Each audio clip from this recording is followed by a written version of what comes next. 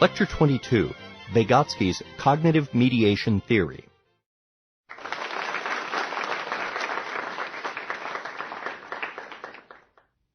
Hello.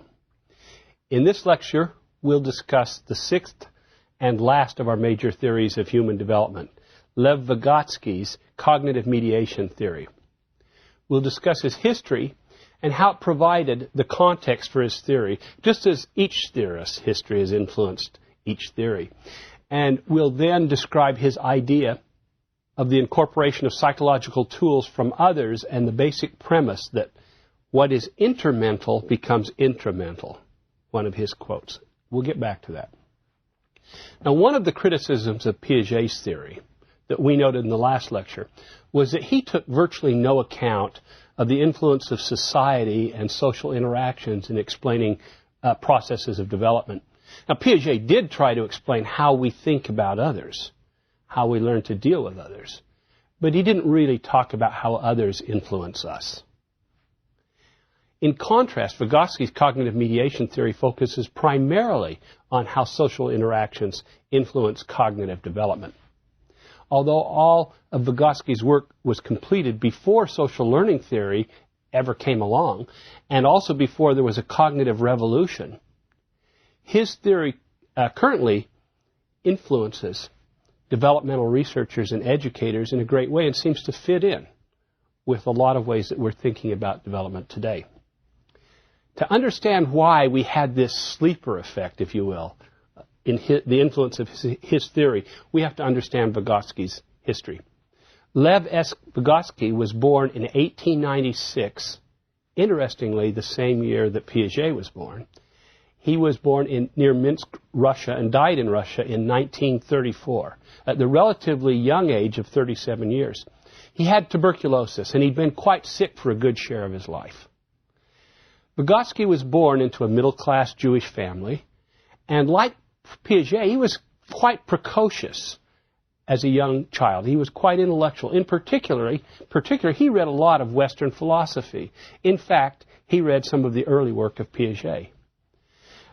But because of the discrimination against Jews in Russia at that time, he had some problems getting into the education system. He was very much worried because they had a quota system limiting the number of Jewish college students. But Vygotsky, though he thought he couldn't attend college, was lucky and won a lottery and was able to attend Moscow University. He graduated in 1917. Again, it's quite interesting, it was the same year that Piaget received his PhD.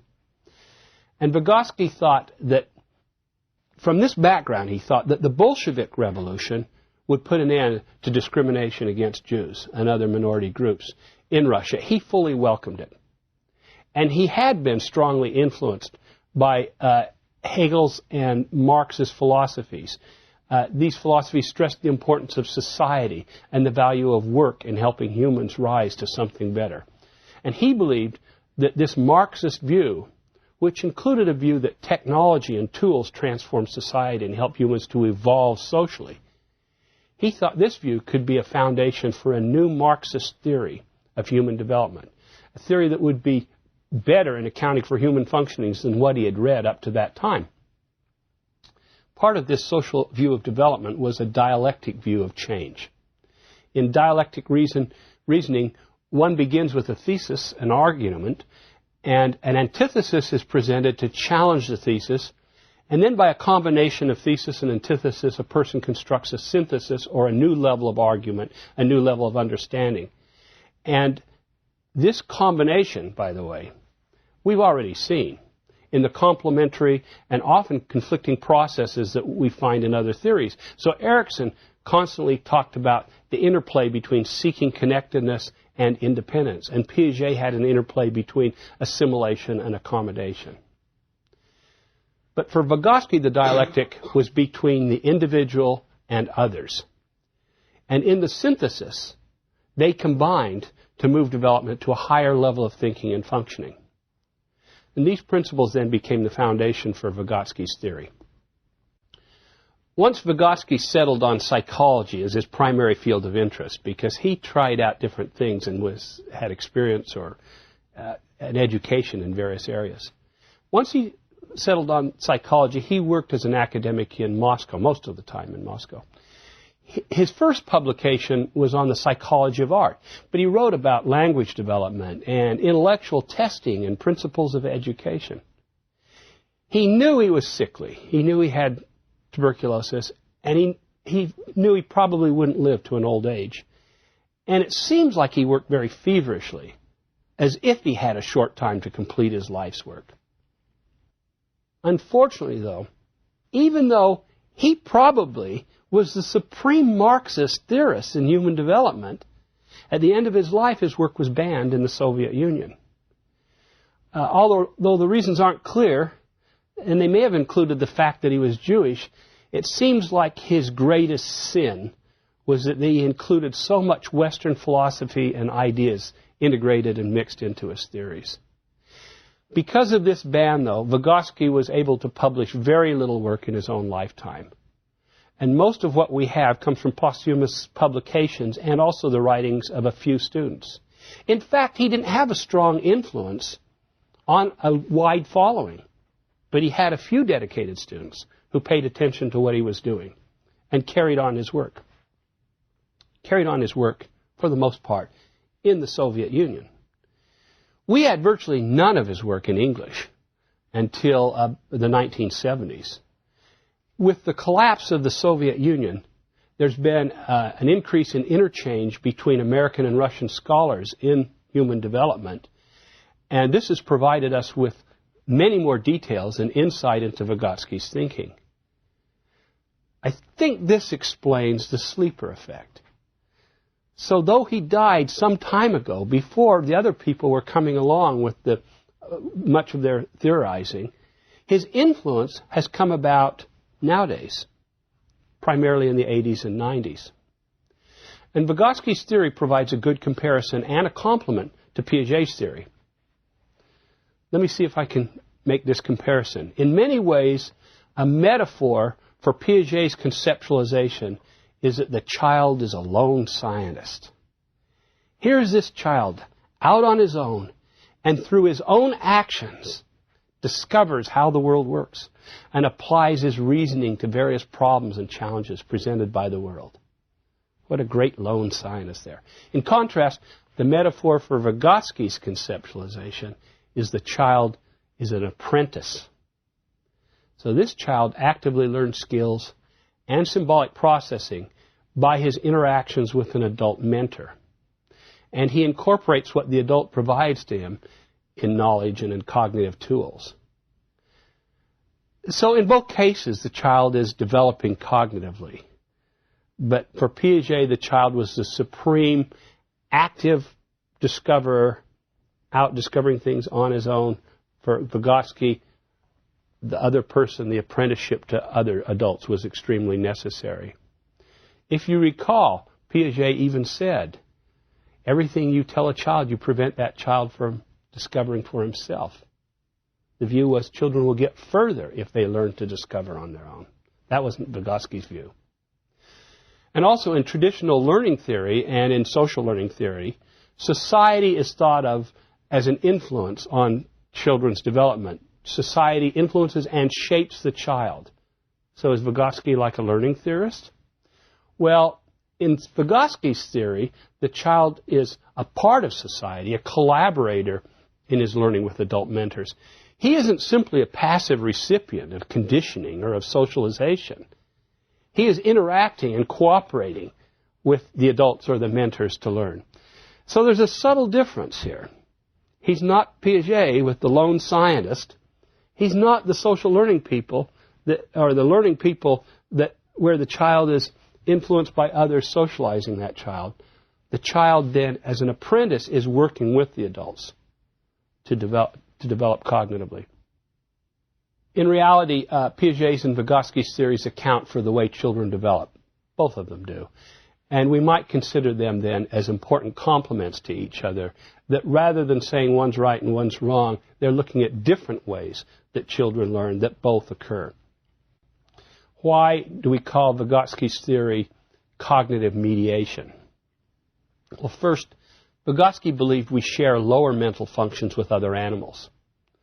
What differentiates us is that we go beyond other animals because of the mental or psychological tools that we acquire to help us think. Now remember, based on a Marxist philosophy, he believed tools mediated progression. And tools became the hot word for him, and he tried to use the idea of tools as used by Marxism in the way of talking about internal or psychological or cognitive tools. Tools made the difference between humans and other animals.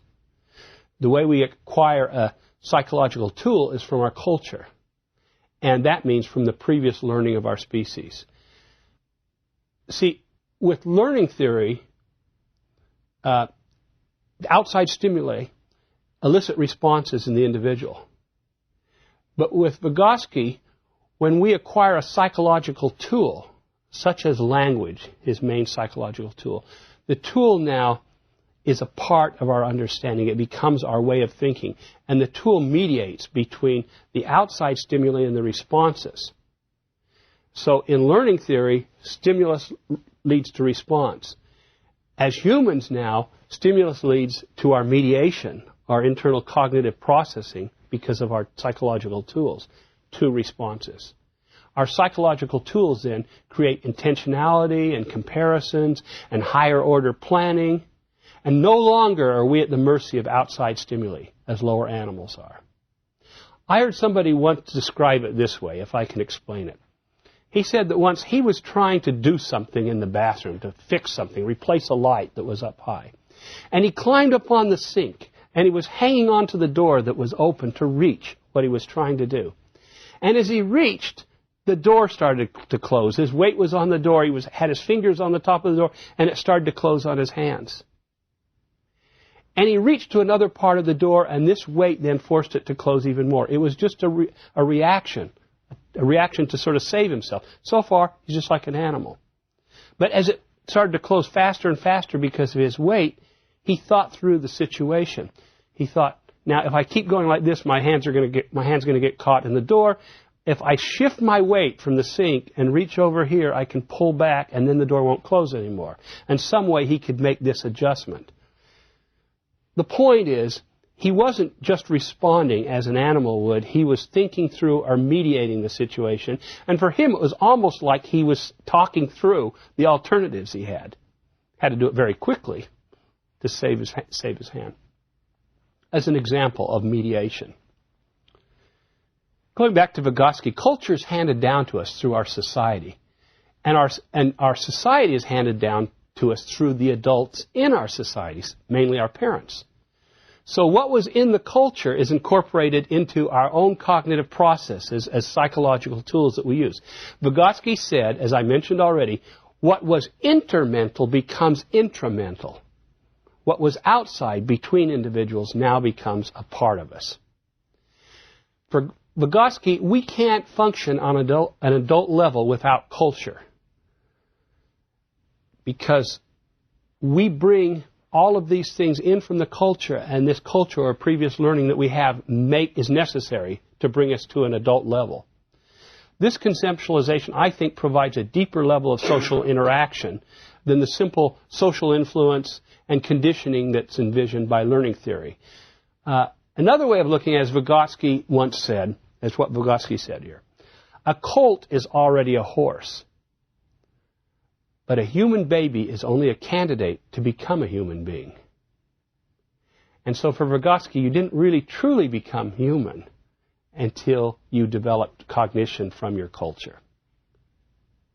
Well, what are these psychological tools that came from the culture and are so necessary for our development of higher cognitive processes?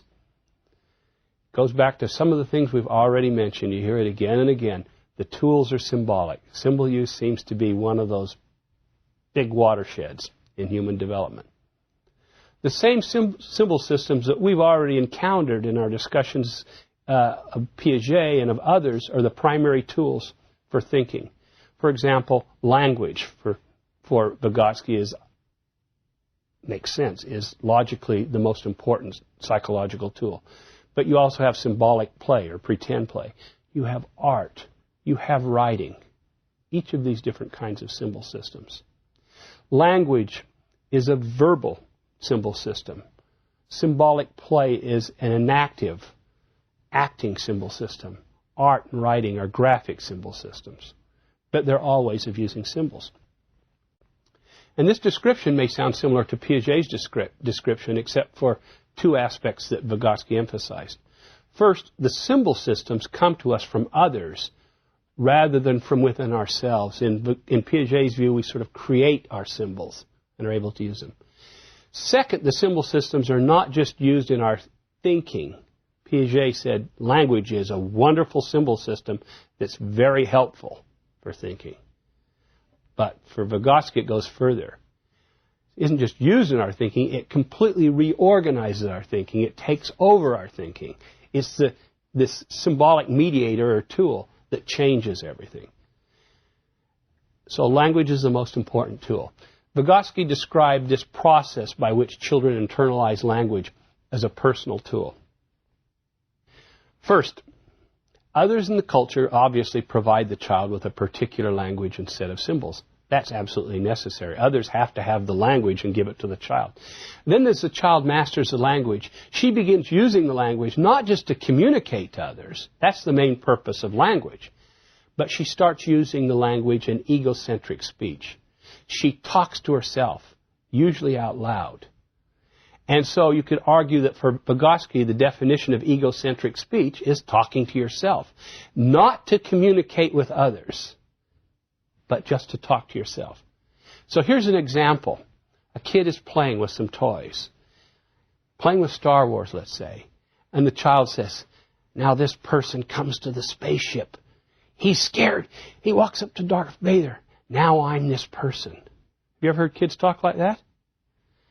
They sort of switch in their play from dialogue to narrating the story to being stagehands and giving directions to their characters, and often they're doing it out loud. This is egocentric speech. And then with more experience, the child's able to eliminate the overt speech and internalize the egocentric speech. Or it becomes partially internalized. So sometimes for us as adults, and certainly for children, we talk out loud, but we don't say the whole things. Say, darn, now I have to do this. Darn, go here. You just say little pieces. And children start doing this also. So Vygotsky's view is what was outside the speech that the child learned from the culture, these symbols. Child practices, guides himself or herself through speaking to herself, and it starts becoming internal. The child's still talking to herself, but now it's only mental. Eventually, this inner speech becomes the mediating tool for the child's thinking. So she begins using automatic and truncated speech to think, to plan, to direct herself. It's no longer speech for communication, where it started. It's now a personal psychological tool that changes all her thought processes. It came from others, but now it's part of the child's mind. Although language is this primary tool, other symbolic tools become internalized as well. So mathematical thinking can become internalized. Visual thinking can become internalized. And there are many examples in both children and adults of egocentric speech. In one example, and I was present when this happened, we were some friends, and this preschooler's mother told him to go to his room and put on his pants and shirt. We were going to go somewhere. And he was a little kid. He was about 2.5 or 3. Just getting used to trying to get dressed on his own. And we were in the other room waiting. And we heard this little kid in the other room say, label in the back, label in the back, label in the back. And we realized he's repeating the instructions for how to put on his shirt and his pants that his mother's provided to him. He's giving himself directions. And he's giving these directions out loud. And it occurred to me that I'm an old guy. I put on my shirt maybe 10 or 20 times in my life. And I still say to myself, but it's now truncated, it's inside. I say to myself, label in the back. I can sometimes give myself instructions when I'm trying to figure things out like this. I've given this example before, but here's another one. You as an adult are driving down the road. You're trying to follow some directions. It's not automatic where you're going. You haven't gone there often, but you have directions. And as you go along, you think to yourself, go 2 lights, then turn left. Look for the red house. And you give yourself these directions. So when you consider how you think, very often you use symbolic devices that are derived from inner speech to guide your thinking, your planning, your actions. And the argument is, even when we're learning new things, when we're thinking through ideas and alternatives, we're using this inner speech. But it becomes so inner and so automatic that we may not realize that we're using this speech. That was Vygotsky's view. This process of internalization from others doesn't carry the connotations of conditioning or behavior modification that learning theory does. In conditioning and behavior modification, even though if a child cooperates, it goes easier, the idea is of a more passive person that's being conditioned whether the person cooperates or not. But in Vygotsky's conceptualization, the child is an active processor. The child is cooperating in this joint regulation. The child's doing it. Now, Piaget had a view of egocentric speech as well. In fact, Vygotsky probably stole the term egocentric speech from Piaget, from some of Piaget's early writings. But Piaget had a different view of it. They disagreed. For Piaget, a child in egocentric speech was really being egocentric. It was a lack of perspective taking. The child was in some ways talking past another person, not taking account of what the other person knew versus what the child himself knew. So egocentric speech is where you talk about things and you're not making any sense to the other person.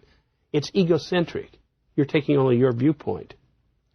In Vygotsky's view, egocentric speech is talking to yourself. Let me give you an example of Piaget's egocentric speech. At one time, for a short time, for a summer, we had a family live next to us who were from Switzerland.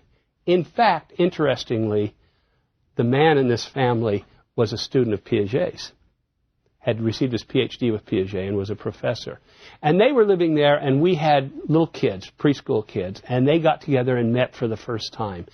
And his kids spoke only French, and our kids spoke only English. And I watched them interact. They were watching TV and they were playing with some toys. And it was strange. If we had turned off the sound, it looked like they knew exactly what each other was speaking. One person was speaking French, one kid. The other person was speaking English. And they were just talking about toys and talking about TV and going on. And I know they didn't understand what each other was saying, but they just kept talking. In Piaget's view, that's egocentric speech. One kid said, "It was my birthday yesterday. I got a lot of presents." The other one said, "We're going to McDonald's after we leave here." And the other one said, "I really love Darth Vader and Star Wars toys." And the other kid says, "I'm going to get chicken nuggets." That's egocentric speech, whether it's in the same language or not. Let me give you another example. There was a child at a show and tell in preschool, and he had brought in, it was in the autumn, and he had brought in a large leaf, and he was telling the kids about the leaf. He said, "I got this leaf out by the garage. It came from the big tree." And it fell down from the big tree, and I was watching the kids, and they were all nodding, "Oh, yeah, yeah." And they said, "I got it with my friend Kevin." And another kid all of a sudden looked sort of confused and said, "I'm Kevin." And that's how the conversation went. And I'm thinking, they're nodding. He hasn't taken account that they don't know which tree he means or which garage. He doesn't say, "I got it by a large tree that's by my garage." He said, "I went out and got this leaf by the garage from the big tree with Kevin." That's egocentric speech. He's failed to explain things and make sense of what he knows and they don't know. I bring that up only to say that both Piaget and Vygotsky were probably right. They used egocentric speech in reality to describe different processes. In one case, Piaget is talking about this lack of perspective taking and speech sort of passing each other, not taking account of knowledge. In the other case, Vygotsky's talking about how we end up talking to ourselves and it becomes internalized and becomes inner speech, you see. But there are two processes that probably both exist. Let me point out another comparison. between Vygotsky's view and Piaget's view. And this is the two views they had of pretend play or symbolic play. For Piaget, pretend play, symbolic play, was an immature process. It developed after kids had symbol use, and it was predominantly assimilation.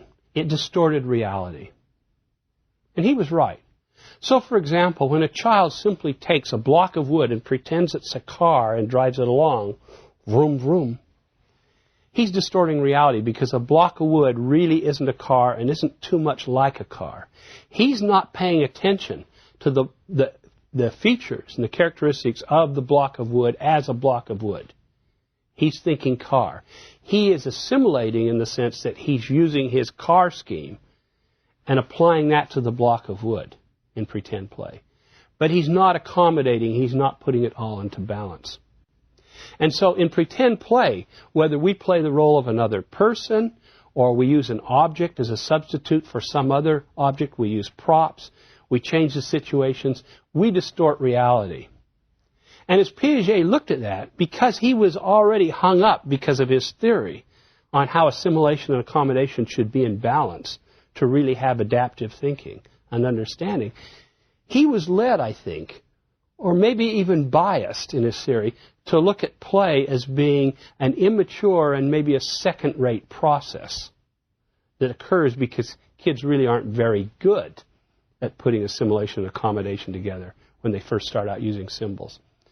However, Piaget did see a value to play. He could see that because kids distort reality, because they assimilate so much, they didn't have to worry about all of the demands from reality. If you don't have to worry about it in some ways, if you can distort it in that way, you can act out things that are your own problems. And he actually borrowed from Freud here and talked about how in play it is almost like we have a projective test and we can almost do therapy on ourselves.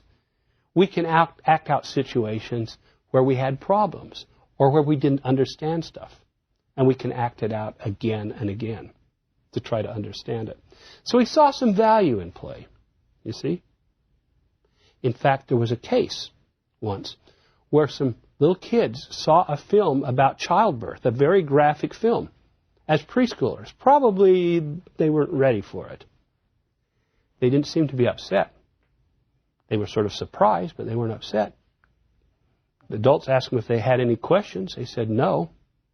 A few days later, they'd taken some of their action figures and pulled the arms and legs off the figures and had one figure with the legs spread apart, and then were going through birth, trying to put the dolls back together and acting out birth again and again and again, trying to act this out.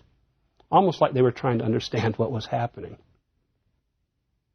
For Piaget, though, play drops out around the school years when operational thinking comes in and we now have a much more efficient process that's more adaptive. Vygotsky, though, looked at play and he had the view that pretend play isn't a second-rate process.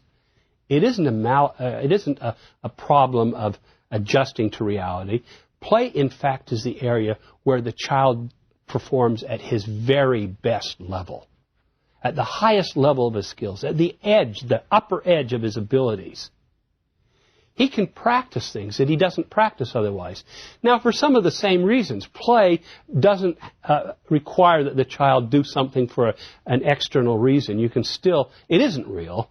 You don't have to worry about failing or about the risks involved. If you pretend to be chased by a tiger, there's no chance that a real tiger is going to catch you and eat you, to be extreme.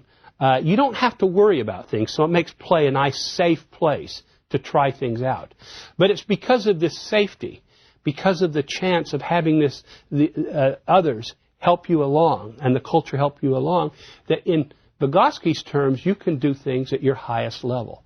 So, for example, children can practice being patient or being mature or acting like parents and acting out the roles of taking care of a child, things they couldn't possibly do in real life. But in play, they can practice these roles and get better at them, or at least see how it feels. Try out, handling different heavy and serious emotions in play. One child was hiding out from some dangerous monsters, and everybody had to be extremely quiet in their hiding places. He had to go to the bathroom very badly. It was extremely uncomfortable for him. But he stayed in this place for a long time, quietly, something he would never do in his real life.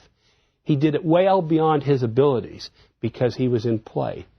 And the support from others in the context gave him this chance. So for Piaget, play was a second-rate process that worked for a while until something better came along. For Vygotsky, play was the leading edge. Here's another comparison of the differences between their theories, and we're going to explain how that fits in our next lecture when we talk about adult-child co-construction and some of the other important contributions of Vygotsky. Thank you.